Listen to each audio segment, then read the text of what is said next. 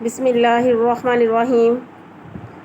یا ایھا آمنوا استعینوا بالصبر والصلاۃ، اے ایمان والو اللہ سے مدد حاصل کرو، اللہ تبارک و تعالیٰ سے ہر مشکل میں اعانت اور اس کی مدد طلب کرو۔ دیکھیں اس کے دو ہی طریقے ہیں۔ ایک تو یہ ہے کہ جب بھی کوئی آزمائش تم پر آئے نا تو اس پر صبر کرو، اور صبر کے ساتھ ساتھ اللہ کے حضور نماز ادا کرو۔ صبر کے درجات، تفسیر ابن عباس میں ہے کہ صبر کے 3 درجے ہیں، کہ نیکی کے لیے طبیعت نہ چاہے اور اس نیکی کو کرنا، یہ بھی صبر کا ایک درجہ ہے۔ اور صبر کا معنی ہے جم جانا، رک جانا، مڑ جانا، اور یہ صبر جم جانے کے معنی میں اور رک جانے کے معنی میں قرآن پاک میں یہ الفاظ آتے ہیں کہ نبی صلی اللہ علیہ وآلہ وسلم نے بھی اس بارے میں یہ فرمایا ہے کہ وَاصْبِرْ نَفْسَكَ مَعَ الَّذِينَ، کہ اے پیغمبر صلی اللہ علیہ وآلہ وسلم اپنے آپ کو ان لوگوں کے ساتھ جمائے رکھیے، اپنے آپ کو ان لوگوں کے ساتھ جمائے رکھیے جو ایمان والے ہیں،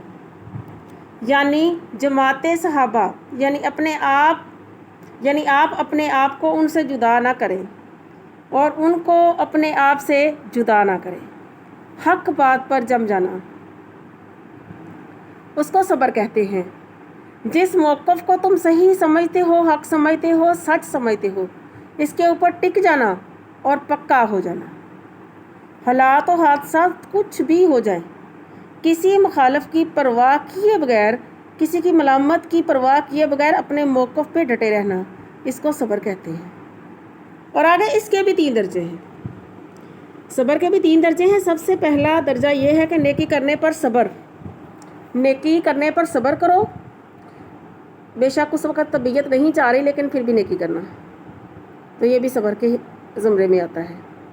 اگر دل پریشان ہے، جی اس عبادت کی طرف نہیں مائل ہو رہا، تو آپ اگر نیکی کریں گے تو یہ آپ ایک صبر کا مقام حاصل کر رہے ہیں۔ دیکھیں کہ آپ کا جی بھی نہیں چاہ رہا، یا کوئی بھی پریشانی ہے، یا کوئی ٹینشن ہے، کوئی مشکل ہے، لیکن آپ پھر بھی آپ وہ نیکی، وہ عبادت کر رہے ہیں اس وقت جس کی طرف آپ کا دل مائل ابھی نہیں ہو رہا پوری طرح، وہ بھی صبر میں آتا ہے۔ اور صبر کا پہلا درجہ مثال کے طور پر سخت سردیوں کے عالم میں گرم نرم بستر میں صبح کے وقت آدمی پڑا ہوا ہے اور پانی ٹھنڈا یخ ہے، جی نہیں چاہتا کہ اس وقت اٹھوں اور وضو کروں، نماز پڑھوں۔ اب یہ نیکی کرنا، نیکی بھی ہو رہی ہے اور صبر کا ایک بہت بڑا مقام بھی حاصل کر رہے ہیں۔ حدیث پاک میں آتا ہے کہ اللہ صبر کا سب سے بڑا بدلہ یہ عطا فرماتے ہیں کہ جو صبر ہے اللہ نے اس کے لیے جنت فرض کر دی ہے۔ دیکھیں اللہ تعالیٰ نے صبر کرنے والے کے لیے جنت فرض کر دی ہے، اور فرمایا اس کا بدلہ ہی جنت ہے، صبر کا بدلہ ہی جنت ہے، اس کے علاوہ اور کوئی ہے ہی نہیں۔ نیکی کر کے اپنے آپ کو نیکی پر جمائے رکھنا، یہ صبر کا ایک درجہ ہے۔ سبحان اللہ، دیکھیں کتنی بڑی بات ہے، اللہ تعالیٰ نے ہمیں کتنے درجات سے نوازا ہے۔ اللہ تعالیٰ تو بہانے سے یہ چاہتا ہے کہ میں انسان کی مغفرت کروں، یعنی اس کی جو ہے نیکیاں جو ہیں وہ زیادہ ہو جائیں، اس کی نیکیاں اس کے گناہوں پہ حاوی ہو جائیں اور میں اس کو بخش دوں۔ وہ بڑا ہی رحمان الرحیم ہے، بڑا ہی کرم کرنے والا کریم ہے۔ اور صبر کا دوسرا درجہ یہ ہے کہ برائی سے رک کر آدمی ٹھہر جائے، رک جائے، اور برائی کے موقع کے باوجود برائی نہ کرے۔ دیکھیں ایک موقع مل بھی رہا ہے برائی کا اور پھر بھی برائی نہیں کر رہا، تو یہ بھی ایک صبر کا درجہ ہے۔ آپ اس کی 20 کیا جتنی بھی مثالیں لے لیں، بہت ساری اس کی مثالیں آپ کو ملیں گی کہ ایک آدمی ایسا ہے کہ ایسے موقع پر موجود ہے، اس کو کوئی روکنے والا نہیں ہے، اس کو کوئی ٹوکنے والا نہیں ہے، اسے برائی کرنے کی پوری طاقت حاصل ہے، جو چاہے وہ کر سکتا ہے، لیکن اب اس وقت صرف اس کو خوف کس کا ہے؟ اللہ تعالیٰ کا، اللہ کی ذات کا، اور اس نے اس چیز کو سامنے رکھ کر اپنے آپ کو برائی سے روک لیا ہے۔ یہ صبر کا ایک بہت بڑا مقام ہے، یہ ایک صبر کا بہت بڑا مقام ہے۔ دیکھیں اس وقت ان میں تھا تو اور کوئی نہیں نا، لیکن اس کے دل میں یہ تھا کہ مجھے اللہ کی ذات تو دیکھ رہی ہے نا، بے شک کوئی اور انسان نہیں ہے ہمارے پاس، لیکن اللہ کی ذات دیکھ رہی ہے، اور اگر وہ وہاں سے رک جاتا ہے برائی کرنے سے اور وہ ڈر جاتا ہے، اللہ کا خوف اس کے دل میں آتا ہے، تو یہ بھی ایک صبر کا درجہ ہے۔ اسی طرح صبر کا تیسرا درجہ، تیسری چیز یہ ہے کہ آنے والی کسی مشکل اور مصیبت میں اس مشکل اور مصیبت کو برداشت کرنا اور اس پر جمے رہنا، یہ بھی صبر کا ایک بہت بڑا مقام ہے۔ اللہ تبارک و تعالیٰ جو صابرین کو عطا فرماتے ہیں گناہ سے رکنا، صبر نیکی کا کرنا اور رب کی رضا پر راضی رہنا۔ گناہ سے رکنا، صبر نیکی کا کرنا اور رب کی رضا پر راضی ہونا، یہ صبر کی تین جو ہے یہ مشقیں ہیں۔ اور دیکھیں کہ امام مسلم نے مسلم شریف میں ایک روایت نقل کی ہے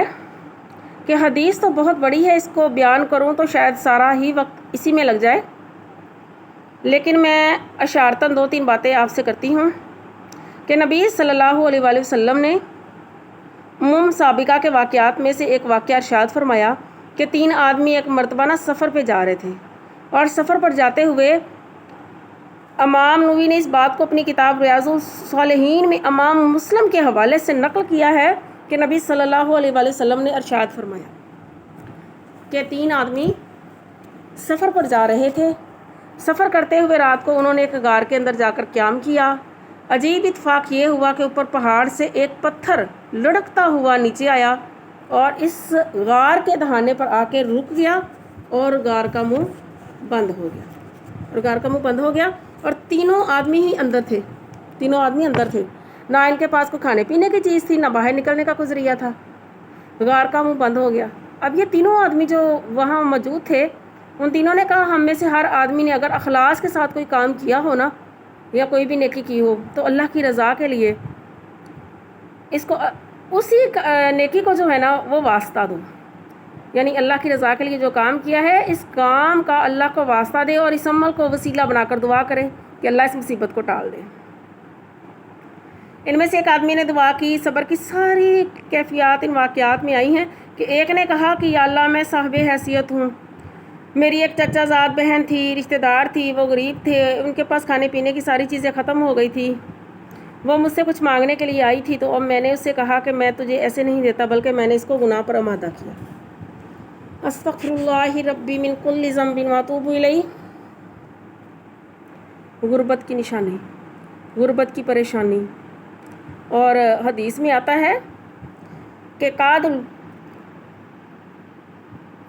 ان یکون کفرا، بعض دفعہ آدمی کو غربت اور دولت نہ ہونے کی پریشانی کفر تک پہنچا دیتی ہے۔ بڑے بڑے گناہ آدمی اس وجہ سے کر بیٹھتا ہے کہ اس کے پاس کھانے پینے کے لیے کچھ نہیں ہے، پہننے اوڑھنے کے لیے کچھ نہیں ہے، غربت ہے۔ دیکھیں اب اس لڑکی کو اس کے بارے میں وہ بتاتے ہیں کہ میں نے اس لڑکی کو اس بات پر آمادہ کیا کہ تو مجھے گناہ کرنے دے۔ کہا اچھا جو تیرا جی چاہے کر لے، ہمیں کچھ کھانے پینے کے لیے چیز ملنی چاہیے۔ وہ کہتا ہے کہ میں نے جب اس کو گناہ کے لیے آمادہ کر لیا اور اس پر پورا قادر ہو گیا، تیار ہو گیا، اور وہ عجیب الفاظ ہیں کہ میرے اور اس کے درمیان کوئی فاصلہ باقی نہ رہا تاکہ میں اس بات پر پوری قدرت حاصل کر چکا تھا، تو اس وقت اس عورت نے مجھے ایک جملہ کہا کہ اللہ سے ڈرے۔ اس کے یہ کہنے کی دیر تھی کہ مجھ پر ایک دم اللہ کی عظمت و جلالت کا رعب اتنا طاری ہوا کہ میرے پسینے چھوٹ گئے۔ میں نے اس کو کہا اٹھ، میں نے تجھے اللہ کے لیے معاف کر دیا، اور میں نے اس کو چھوڑ دیا۔ تو پھر اس نے جب یہ بات کی اور یہ کہا کہ یا اللہ اس وقت میں نے تیرے خوف سے وہ کام چھوڑا، تو اس آدمی کے یہ کہنے کی دیر تھی کہ وہ جو پتھر تھا وہ اپنی جگہ سے ہٹ گیا۔